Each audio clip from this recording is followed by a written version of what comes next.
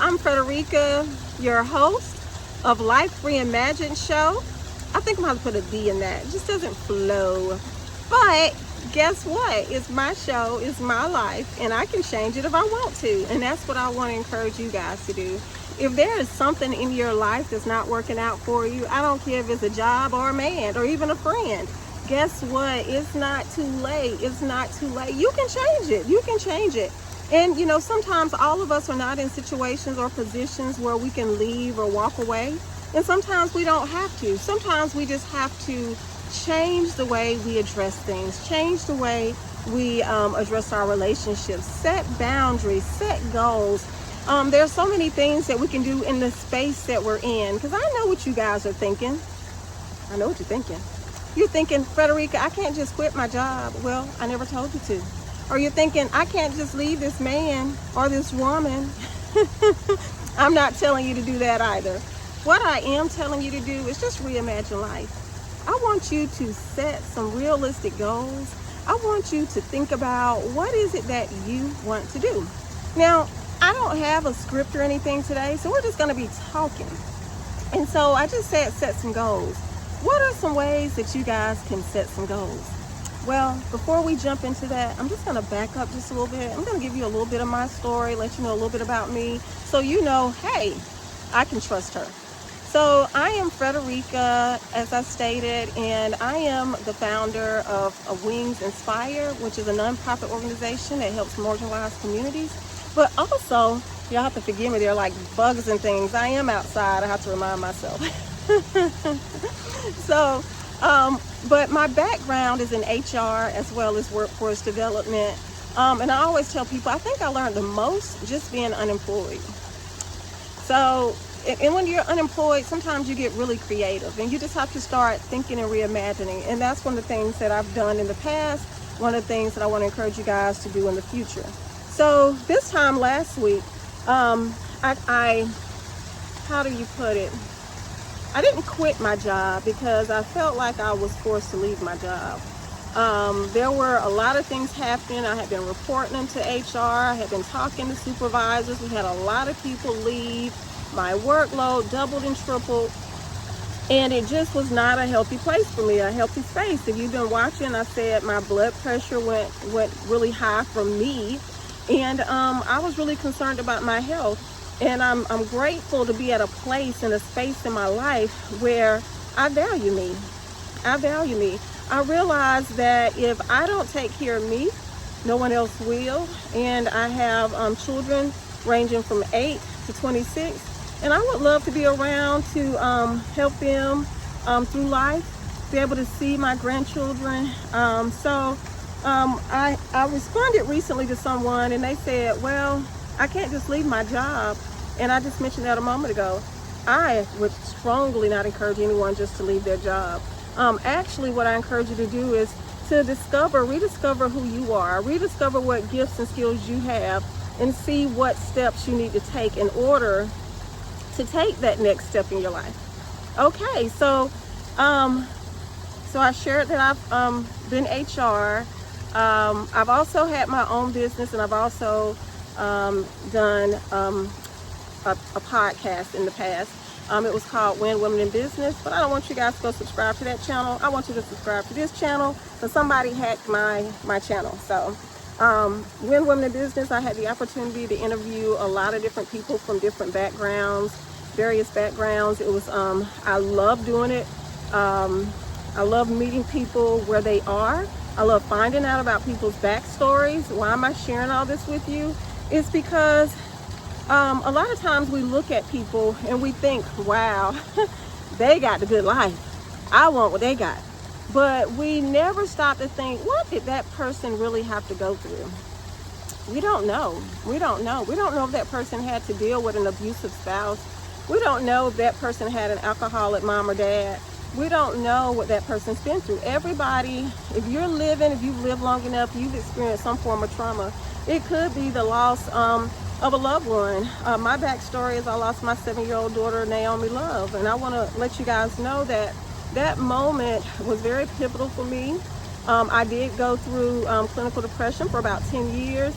And but on the other side of healing, I feel like I'm a much stronger person. I have been able to learn and grow, and that's what I'm doing in this season. I'm sharing my experience with other people. So I said I wanted to jump into skills with you guys, and setting goals, SMART goals with you guys. And a lot of people don't know what SMART goals are, so I'm not sure we'll finish them in this episode, but we will definitely start talking about them, and then I'll be coming back in the future, and we'll continue to dive deeper into what a SMART goal looks like, just to try to help you guys as you are thinking about transitioning from your job. And when I say transition, that means whether you're fired or terminated, or if you quit and resigned, or if you feel like you were forced out, disparate, because of the way you were being treated. Regardless of the reason that you are leaving, if you can plan for that exit, it'll help things be a little smoother for you. So what are some things that you can do? So one of the things that you can do is, again, set your SMART goals. What are SMART goals? Is an acronym, and the S stands for being specific. So a lot of times when we think about our next step, we just say, I want to be, and this is one I've heard a lot, I want to be a CDL truck driver. And by the way, that does sound like an interesting job. But I want to be a CDL truck driver, but most people don't know where to start. One thing is for sure, you do have to have a license. You do have to go to school, and there's a lot of steps that you have to take. So it's not just a matter of waking up one day, going and get, big old fly, and going and getting in a big old truck. There are rules, regulations, laws, and things that you have to do. So when you say that you want to go back to school, whatever it's for, it could be, I want to be a lawyer, I want to be a doctor. I want you guys to think big. I want you to think about, what is it you truly want to be. It could be, I want to be a singer, I want to be a dancer, whatever it is that you want to be. I believe that you can do it. You want to be a chef, you want to be an artist, whatever, you can do it. But you do have to be specific in that thing that you want to do. When we think about culinary arts, somebody may say, I want to be a cook. Well, what kind of chef would you like to be? What kind of cook or culinary artist would you like to be? So be specific, and in that way, it'll help you. Some people, my sister, let me give you a shout out, Felicia. She is an amazing cook. I have been trying to talk to her for years about starting her own bakery. She's a amazing cook, as well as she does desserts very well as well. It's this one little fly that keeps on flying over here. He wants to be on the show today. But she's an amazing cook. She's taught her girls. They all do desserts. They're out in Texas. If anybody is looking for a good, what do you call people who do pastries and desserts? My brain's, that part of my brain's not working right now. But my point is, what type of cook do you want to be? So when you're being specific, you're not just saying, I want to cook, or I want a restaurant, or I want a store or a business. You're actually being more specific and identifying the type of cook or pastry chef or that you want to be. That way, when you are setting your goals, it's something about being able to see and visualize what you're talking about. Okay, and not just that, not just for your sake, because a lot of times we know what we want to do, but other people have no idea. And so we start talking to people about our dreams and visions, and they're just like, yeah, right. By the way, I don't encourage or discourage anyone from sharing their vision and dreams. I think that's personal. But just know that everybody is not going to see the vision like you do. But the more you've done your homework, the more details you have, the easier it is going to be for you to sell that dream. I always tell people, I teach resume and interviewing classes, and I always tell people in the resume class, they just assume that people automatically know what their background is. Most of the time, the person who's interviewing you, the employer, the HR manager, whoever it is, the manager, they have no idea. You're talking to them, but what I want to encourage you to do, just like we're doing these SMART goals, is be specific. Share with them, give them the who, what, when, where, and how. We all learned that back in 3rd grade. Anytime that you're writing, you want to make sure that you are as descriptive as possible, right? And I'll give you an example. I am down here in the beautiful city of Greenville, South Carolina. And this is a real waterfall, by the way, you guys. I didn't just cut and paste it. I'm gonna be quiet in a moment so you can enjoy it just like I'm enjoying it. But if I were to say that I'm sitting at a waterfall and I didn't tell you the city that I was sitting in, there could be hundreds of thousands of places that I could be referring to. But because I gave you the city and the location, now you have a little bit more information, right? So that's what I mean about being specific, is give as much detail as possible. Now, I only gave you one little small piece, but if I really, really wanted to share everything with you, I could give you the address, I could give you the street name, there's more things that I could do. So that's what I mean by being specific. And that's what you need to do when you're thinking about the type of business that you want. What is it that I want to do? So make sure again that you're being specific. Then the second part of a SMART goal is to be able to measure it. Okay, so how will I know if what I'm doing is measurable? We want to make sure that we can measure the thing, make sure that that I'm not just saying I want to go back to school and be a culinary artist in 3 months. No, I can't really. First of all, I got ahead of myself. But the the R is for realistic. That's not realistic. So when we're setting these SMART goals, we want to make sure that we're not just being specific about them. They're not just measurable and attainable. That's the A, but they're also realistic. So you want to make sure that the goals that you're setting, you're going to be able to accomplish, because what you don't want to do is set yourself up for failure, right? We don't want to set ourselves up for failure. I'll tell you one thing, that if you've ever done something and you failed at it, I'm trying to make sure I don't fall off this rock. I'm going to show you guys. I am literally sitting on a rock. So try to make sure, and by the way, I should probably bring me a cushion out here. Probably feel a lot better than this rock.